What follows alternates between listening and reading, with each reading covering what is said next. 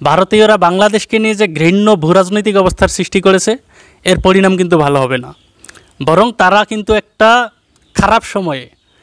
খারাপ সময়ে এই ঘৃণ্য ভূরাজনৈতিক অবস্থার সৃষ্টি করেছে।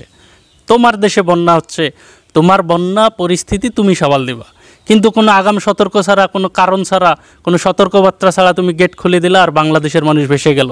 এটা কিছু হইল ভাই? ইতিপূর্বে এই অবস্থাগুলো বাংলাদেশে সৃষ্টি হয়েছিল, কিন্তু বাংলাদেশ কোনো প্রতিক্রিয়া ব্যক্ত করেনি। কিন্তু এইবার তাৎক্ষণিক প্রতিক্রিয়া ব্যক্ত করেছে। আর এর প্রথম দখলটা গেছে কার উপর দিয়ে? প্রথম দখলটা গেছে কিন্তু জি মিডিয়ার উপর দিয়ে। এই ভারতীয় জি মিডিয়া করেছিল কি, বাংলাদেশের বন্যা পরিস্থিতি নিয়ে এরা ট্রল করছিল। ট্রল করার কারণে বাংলাদেশের যে সাইবার যোদ্ধারা আছে, এরাও কিন্তু অনলাইন যোদ্ধা।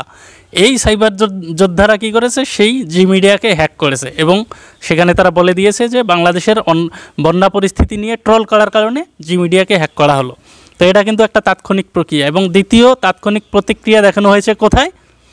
আমাদের যে সমন্বয়ক আসিফ মাহমুদ আছে, তিনি তো বর্তমান উপদেষ্টা পরিষদে আছেন। সেই আসিফ মাহমুদ ভারতীয় দূতাবাসে গিয়ে তলব করেছেন, তাদের কাছে জবাব চেয়েছেন যে কোনো ধরনের আগাম সতর্কতা ছাড়া, কোনো ধরনের সতর্কবার্তা ছাড়া আপনারা কেন গেট খুলে দিলেন, এর জবাব চেয়েছে।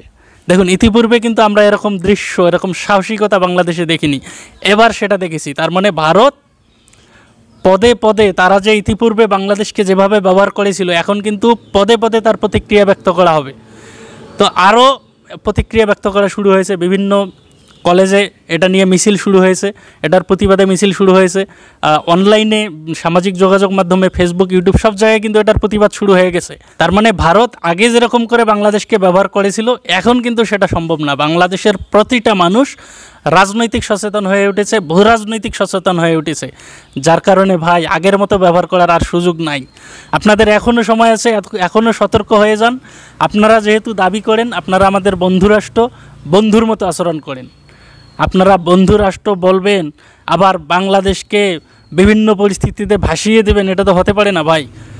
ভারতের ত্রিপুরায় যে বন্যা পরিস্থিতির সৃষ্টি হয়েছে, আসলেই সেখানকার অবস্থা খারাপ, প্রবল বৃষ্টিপাত হয়েছে, বন্যা পরিস্থিতিতে এলাকা ভেসে গেছে। কিন্তু হতে পারে আপনাদের বিপদ আপনারা আমাদের ঘাড়ে চাপিয়ে দিবেন কেন? আমাদের নদীগুলো যখন শুকিয়ে যায়, যখন পানির প্রয়োজন পড়ে, তখন কিন্তু আপনারা গেট খুলে দেন না। বিভিন্ন বাঁধ যে নির্মাণ করেছেন, সেই বাঁধের গেটগুলো আপনারা খুলে দেন না। আর যখন আপনাদের পানি উথলে ওঠে, যখন পানি রাখার জায়গা থাকে না, তখন সেটা ঠেলে দেন বাংলাদেশের দিকে, বাংলাদেশের মানুষ ভেসে যাক, তাই না? এই রকম ভূরাজনীতির দিন শেষ হয়ে গেছে। এখন কিন্তু সেটা হবে না। এখন প্রতিটা পদে পদে বাংলাদেশকে আপনাদের জবাবদিহি করতে হবে।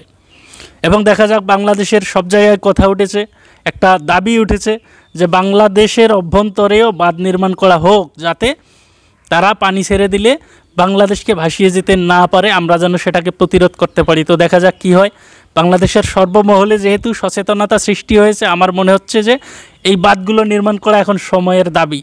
আমরা ভূরাজনৈতিকভাবে বাংলাদেশকে যতটা ভারত ব্যবহার করতে চায়, আমরা বাংলাদেশকে ততটা ব্যবহার হতে দেব না। আমরা প্রতিটা পদে পদে এর প্রতিরোধ তৈরি করব, প্রতিবাদ করব।